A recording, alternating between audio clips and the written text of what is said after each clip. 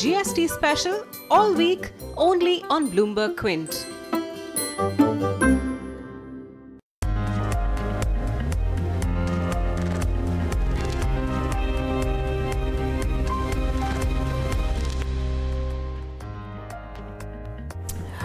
Good morning, you're watching All You Need to Know on Bloomberg Quint. I'm Darshan Mehta. Let's first take a look at what's happened across the globe to get a sense of how trade will pan out in trade. So most of the American markets ended with a positive bias. The Nasdaq did extremely well. It was up over 1.5%. Modest closed by most of the European markets, and Asia currently seems to be having a rally. The Nikkei is up over 1%. The Hong Kong is up over 1.5%, and most of the other markets have opened with a positive bias. How is our markets panning out in trade? Firstly, let's take a look at the ADRs. The ADR Tata Motors ended up almost 3% in trade. Wipro, Vedanta and ICICI Bank managed to end with the positive bias. What hasn't been doing well of late has been Infosys, which was down 1%, and even in the Indian markets, Infosys has been seeing a lot of selling pressure of late. The SGX Nifty is indicating a muted outlook. It's up just 3 points at this point of time. Now let's take a look at how the markets panned out in trade on Friday. The Nifty was up 22 points, but it was outperformance that's coming in on the mid cap end and the small cap end. The Nifty Bank didn't do well given the fact that there was selling pressure on the HDFC Twins and ICICI Bank, but the PSU banking index managed to do well. It was up almost 0.7%. Now basically some of the sectors that did well, auto of late has been doing extremely well because of the rally in Maruti as well as Tata Motors. Real estate was up almost 1% in trade. What didn't do well was the pharma index, which was down 0.9%. Basically, if you're looking at the performance on a week-to-date basis, autos up almost 3.5%, FMCG is up almost 1%, and the Nifty managed to rally almost 0.8%. But the high beta counter has been seeing selling pressure. The real estate index was down 1.6%, infra as well as metal, so selling to the tune of anywhere between 2 to 3.5% in trade. So enormous amount of selling that came in. FMCG as a pack is doing well. Asian Paints and HUL trading at record highs, and so did TCS manage to hit a lifetime high in trade. The list of 52-week low is much more, but we've just taken a few of them, indicating that there's selling pressure in BHAL, Capital First, counters like Vedanta, Kajaria. You have Den Networks because of the Jio rollout that came in. So there is significant amount of selling pressure that's seen among the mid caps. FIs were net sellers, DIs were net buyers. So if you're looking at overall what's happened, FIs have bought in just 500 crores in the month. DIs have bought in almost 2,400 crores. So it's a market that's driven by domestic liquidity. As far as the contribution were concerned, Reliance, TCS, Tata Motors contributed, but on the banking side, the HDFC Twins and ICICI Bank contributing on the negative side. But as far as the F&O market is concerned, if you're looking at the Nifty, there was fresh buying. Open interest build up was 1.5%. Long unwinding was seen on the Nifty Bank. Open interest was down almost 1.9% in trade. As far as positions are concerned, put writers were much more aggressive in trade. 10,700 and 10,800 is where they started taking positions in the market. Little bit of resistance will come in at the 10,800 mark in trade. Overall, it looks like a range-bound market, but the Friday trade indicate that there is momentum with the bulls. So 10,600 to 10,700 is where bulls will be active, and 10,800 to high levels is where bear will be active. So between 10,700 and 10,800, you might see a little bit of volatility in the market. Now, if you're looking at the stocks in the F&O band, IDBI Bank is the only one that's in the F&O ban. Other stocks that I would like to focus, first of all, the PCR unchanged both for the Nifty as well as the Nifty Bank. Some of the stocks that I would like to focus, first of all, Godrej Industries, so fresh shorts or open interest build up of almost 12% in trade. The other counter is Bharat Electronics, which saw fresh buying on very low open interest build up. It was up almost 8% in trade.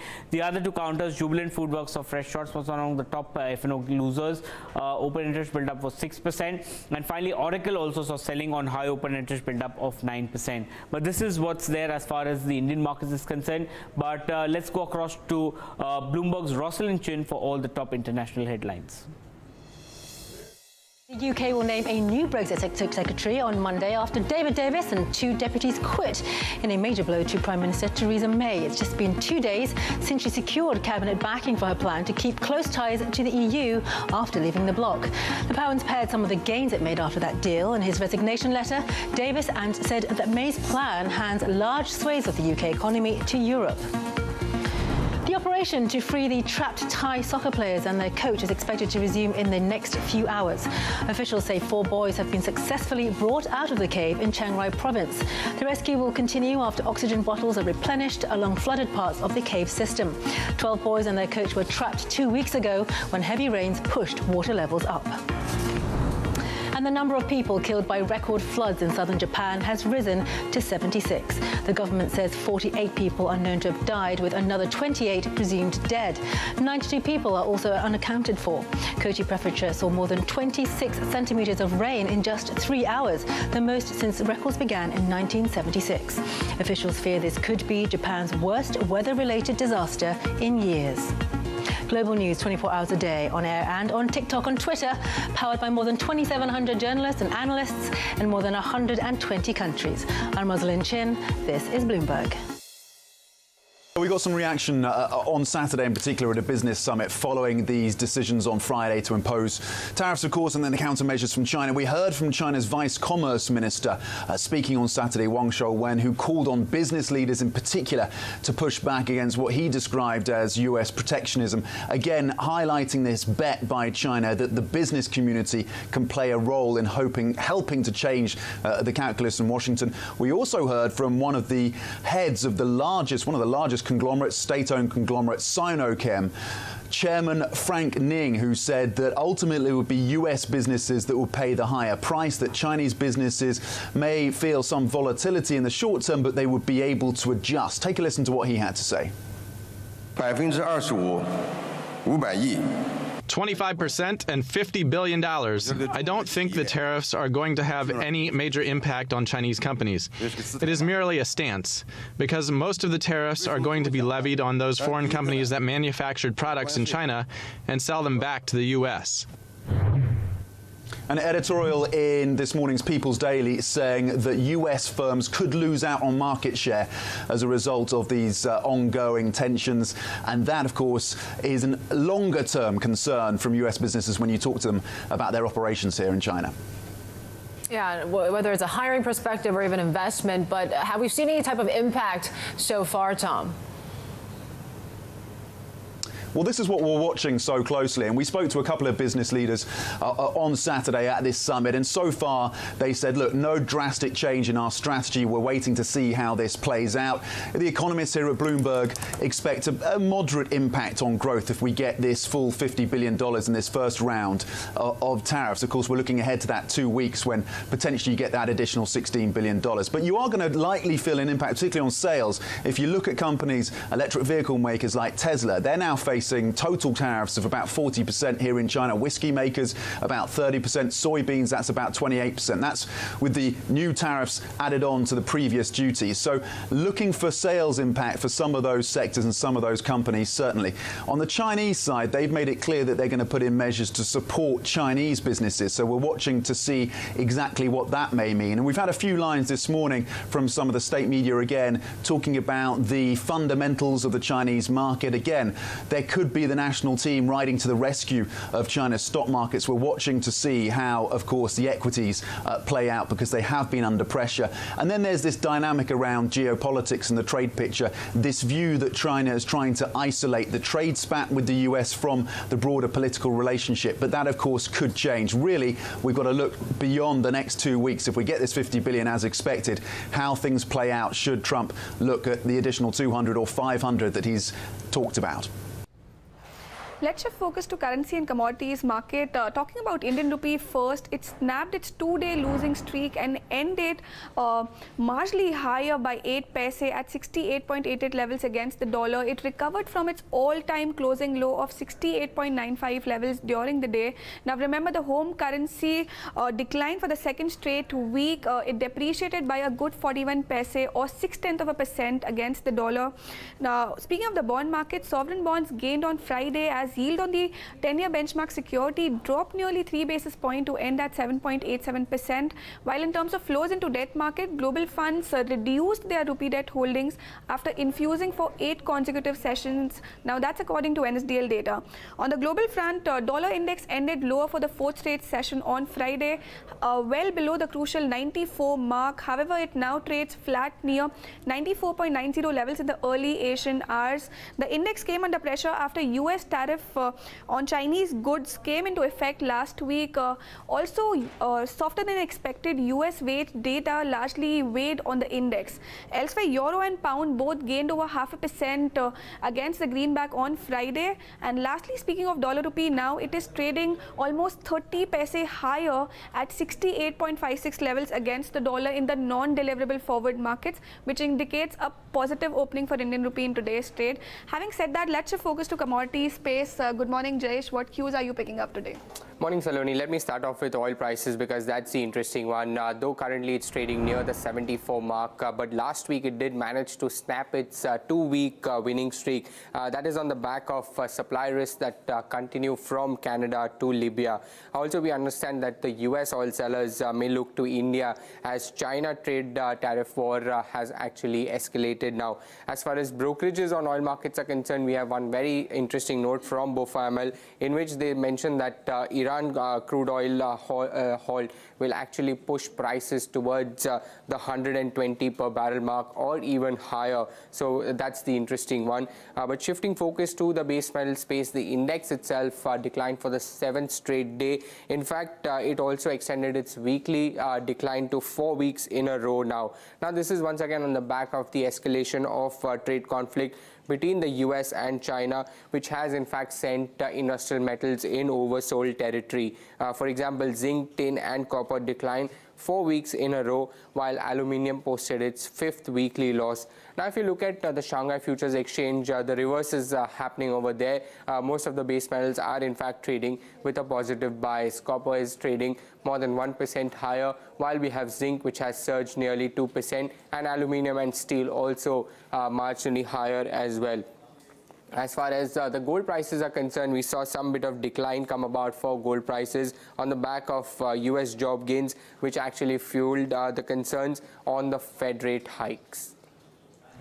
Well, amongst the stocks that you should be tracking in trade today is Sterlite Technologies, which has said that they will acquire an Italian optical fiber manufacturing company. They will buy it for about $48 million. According to analysts, this will be EPS accretive and it will help the company deepen its presence in the European market. So watch out for this one. The stock already rallied about 8.5% on Friday.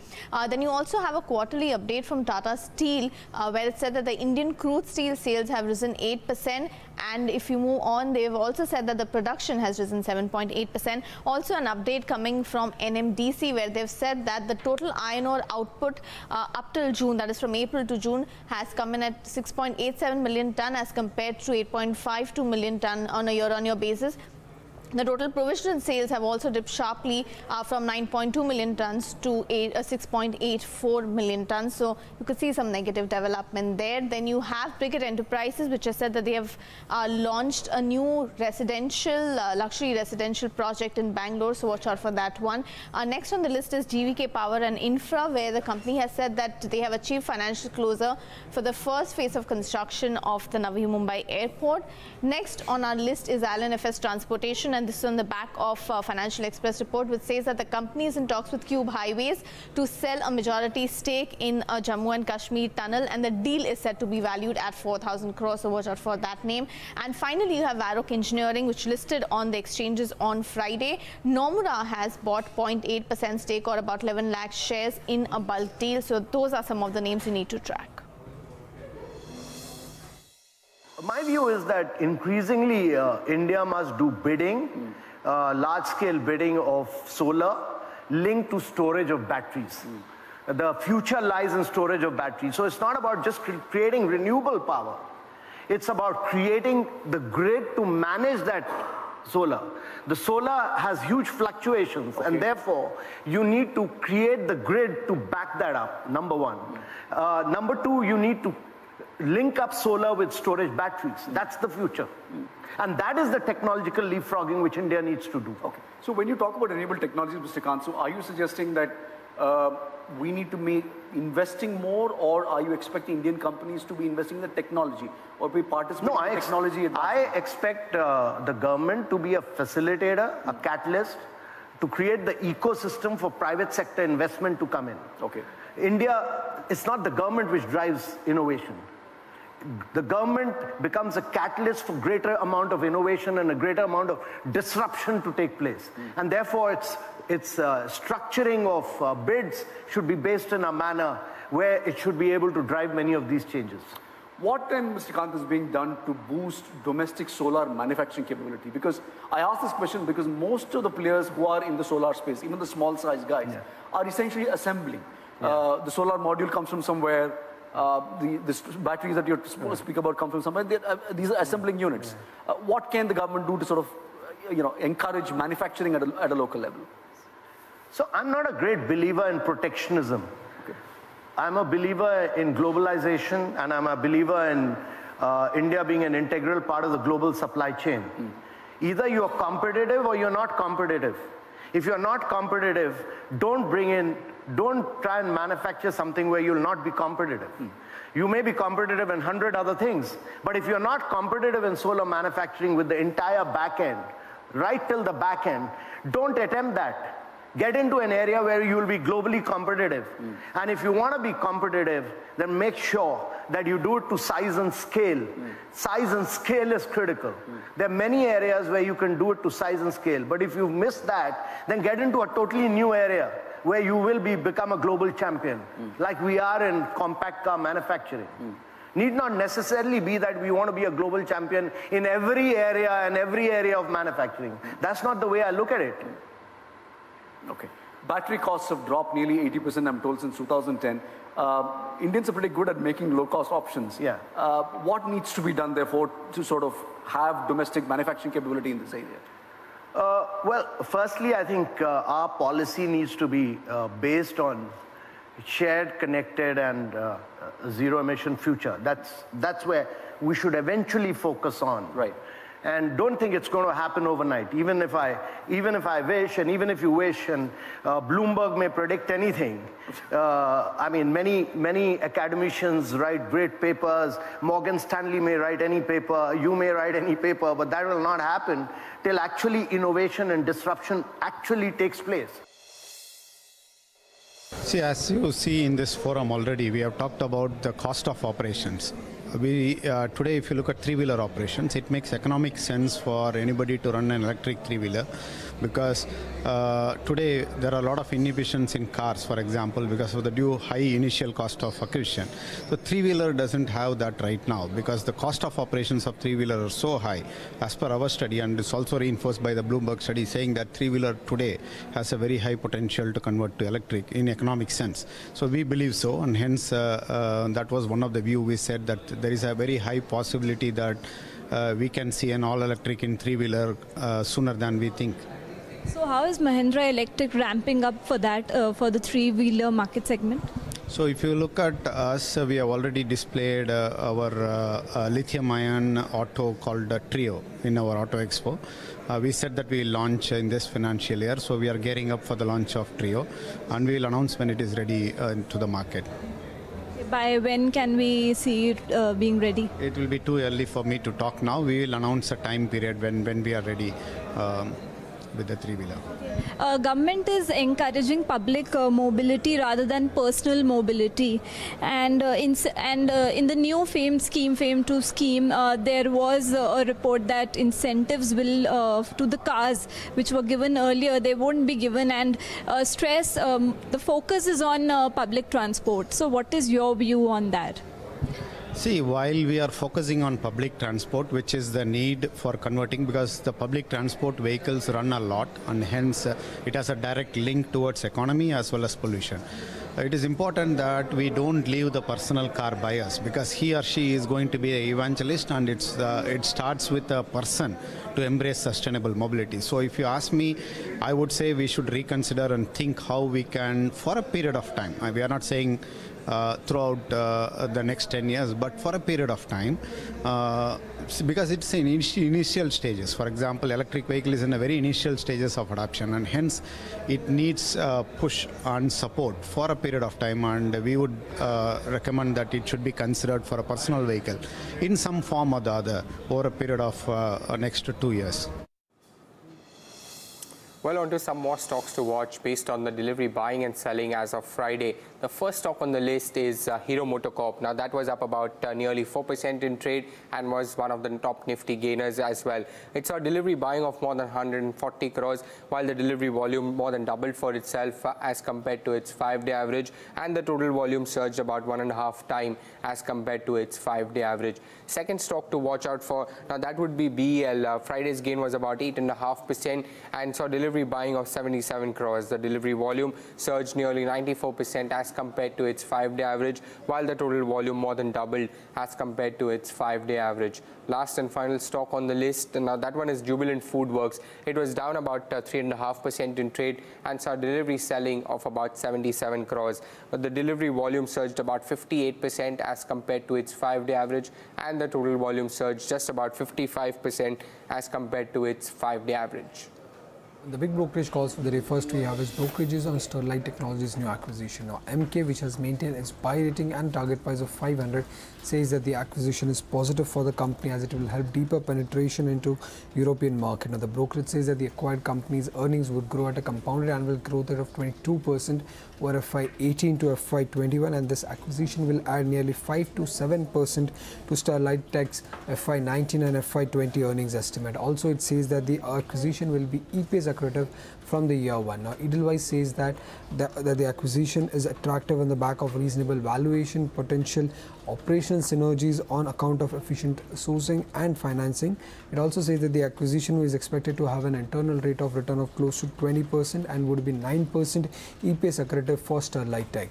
Second we have is Goldman Sachs on Voltas. Now the brokerage has maintained its buy rating on the stock but has cut the target price to 640 from 700 rupees. Now according to the brokerage, the stock has declined on concerns of weak AC sales in the first quarter of financial year 2019 due to early onset of monsoons and unseasonal rains in the North India. However, the brokerage says that this is a one-off and believes that the structural thesis of low penetration, better power supply and improving income levels would drive the growth for air conditioners in India going forward. Now this decline in share price is an appealing opportunity to add to positions to Voltas, says the brokerage. Lastly, the brokerage has cut its target price on Voltas to factor in lower sales volume of the first quarter of financial year 2019, and also says that the higher raw material prices and stronger dollar pose a headwind to near-term margins of Voltas going forward. All right, that's most of what you need to know going into trade today. There's, of course, all the live market action that you'll find right here on Bloomberg Quint Live. And there are also several stories on the website, bloombergquint.com. Here are just a couple of them. The group of state finance ministers that are tasked with reviewing the reverse charge mechanism under the Goods and Services Tax has recommended the deletion of the section, according to Bihar Finance Minister Sushil Modi. In the week ahead, President Donald Trump will attend the NATO summit in Brussels and then visit the UK to meet Queen Elizabeth II and also Prime Minister Theresa May. Meanwhile, Turkey President Recep Tayyip Erdogan will be sworn in, and US inflation data will likely point to a rise in prices in June. Also, earnings season kicks off well and truly back home. That's all you need to know going into trade today. Up next is Indian Open, and that'll take you through Market Open. Thanks so much for watching. This is Bloomberg Quint.